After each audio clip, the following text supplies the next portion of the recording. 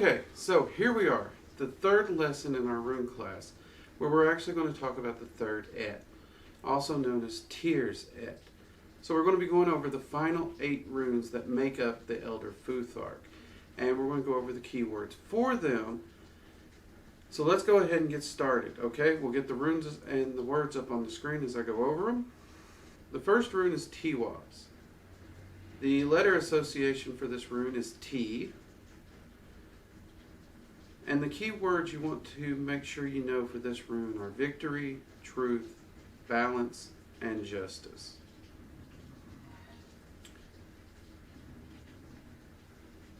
The next rune is, of course, Berkano. The letter represented with this rune is the letter B, which is even, as you can see, it clearly shows up in the actual shape and design of the letter, or the rune as well. The key words for this rune are liberation, release, and rebirth. Also, we are having really heavy rain. I do apologize if the camera's picking it up. We've tried to muffle as much as we can. The next rune in the series is Aett. Letter representation is the letter E. And the key words for this rune are teamwork, friendship, trust, and journeys.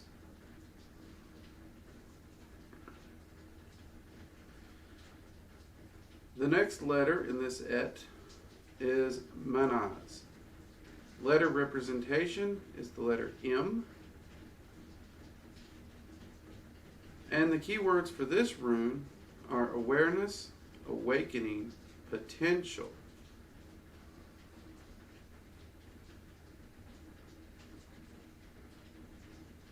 The next rune in the Aett is Laguz. Letter representation, L. And the 3 key words that I want you to focus on for this one, or well actually 4, is life force, healing, quickening, and growth. This is actually one of my favorite runes. I love this one.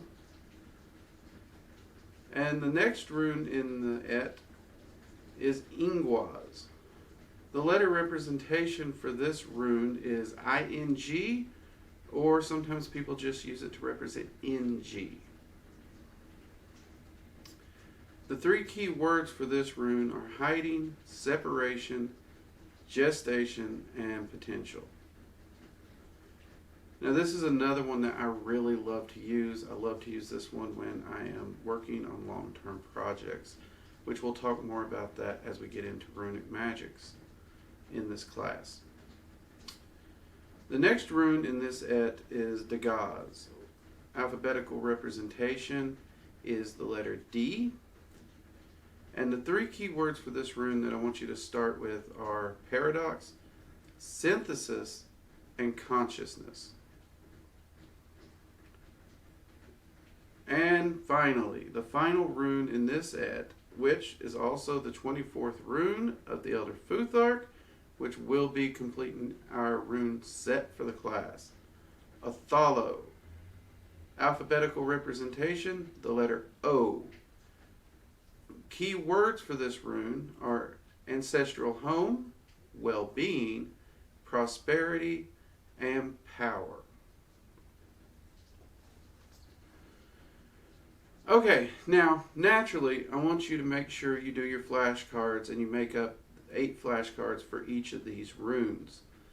And I do want you to continue the exercises that we have been doing, where you are going to go back and you're going to add these 8 to the previous 16 runes, which will give you a full 24 runic flashcards.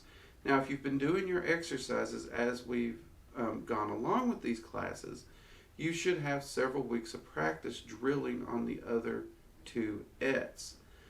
So adding these and starting to drill through all of them will be actually really easy for you in comparison.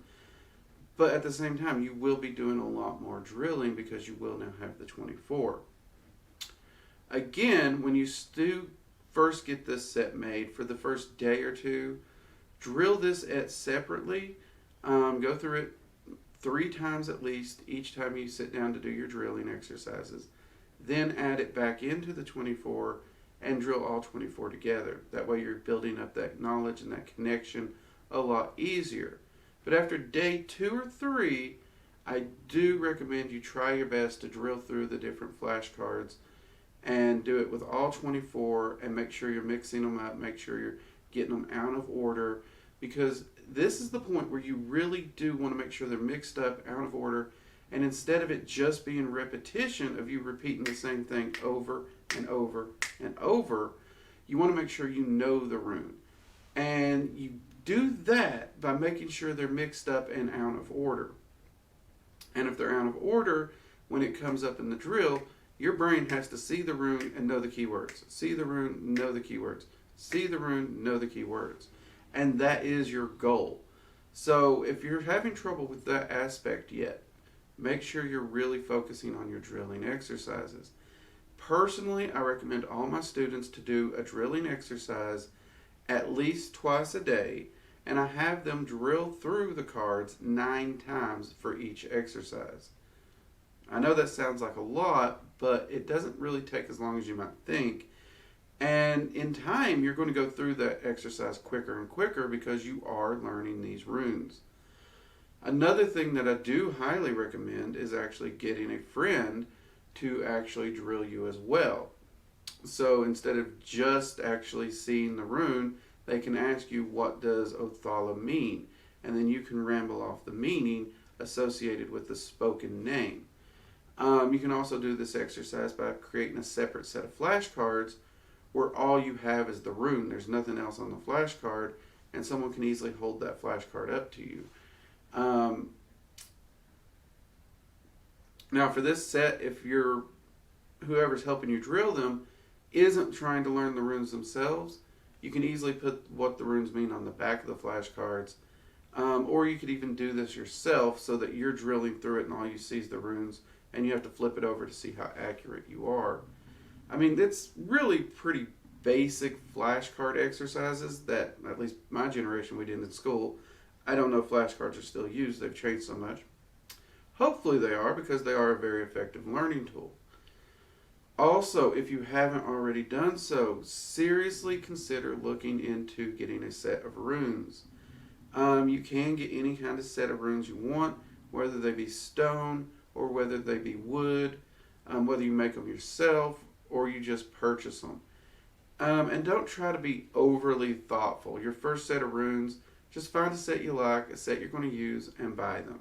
Now, that said, I don't remember if I've talked about my rune sets, but I do have 2 sets. One is a wooden set that I've made and I do use quite often. Here we have Uruz, which I don't think the camera's going to be able to pick that up, but it's just a simple flat wooden disc. Now, I looked up and a friend of mine was able to get a bunch of scrap ash from somebody's house and cut these discs from it for me. So, you know, these runes kind of have a bit more meaning to me because a friend actually thought to take the time to do that. But you could get these similar wooden discs at a craft store very easily. Now, that said, the rune set I've been using more lately is a very inexpensive set that I got off Amazon, and they're just black obsidian stone. They're little squares. I don't know if you can see that, but they're very simple. Now, the reason I like these is the gold writing of the rune on the black shows up really easy, is really easy to read. And I'll be honest, when I'm looking for a rune, that's the first thing I look for. How easy will it be to read that rune when I actually lay it out or cast it? That's one reason I do not like clear or transparent runes. For me, at least, they're harder to read. Some people really, really love them. I did used to have a amethyst set, the deep purple, and the lettering was still very easy to see on that. So, if you haven't already, do make sure you try and get yourself a set of runes. It will be pretty much needed for the class, as we talked about in the intro. Now, if you can't buy a set, money restraints, you can easily use your flashcards or make just a set of flashcards with just the rune on it easily enough, and you can use those for the class as well. But if it is better if you could get an actual set of runes. So do try your best to do that. Okay, so we're going to go ahead and close out this lesson so you can get to work on doing your drills and learning these 24 runes of the Elder FUTHARK. And when we come back in the next lesson, we will actually start putting that to use. We are going to start diving deeper into the runic mysteries. We're going to start learning to read the runes. We're going to start talking about runic meditations as well as runic spell work. All that and more is coming in the class. So I look forward to seeing you in the next lesson, and good luck on your homework. See you next time. Bye-bye.